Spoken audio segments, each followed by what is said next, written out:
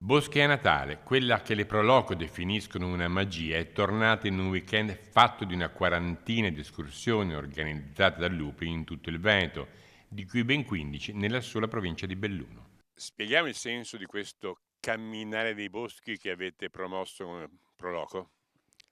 Una passeggiata immersa in mezzo alla natura con dei colori fantastici che vede la natura anche d'inverno con la vita che può avere con i fiori, con anche degli animali e anche certe volte si può avere la sensazione di vedere dei caprioli piuttosto che dei cervi. Da Limana a Lamon, da Longarone a Sospirolo, passando per Sovramonte, Agordo, Ponte nelle Alpi, Cencenighe, Lorenzago, Calalzo, Canale d'Agordo, tra flora, fauna e scorci di arte, storia e cultura, come l'incantevole chiesa di Madonna Parè a Limana o la chiesetta di San Lorenzo con il suo pavimento del 1200.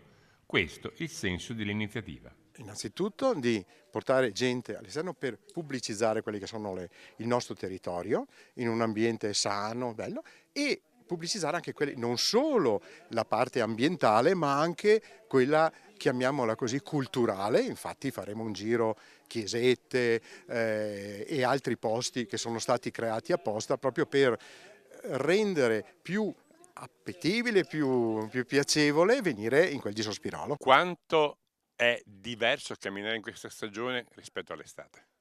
Intanto la luce è completamente diversa perché il sole con i suoi raggi dà una visuale ben diversa, nel senso che le montagne e le rocce e anche i boschi cambiano completamente colore da un'ora all'altra.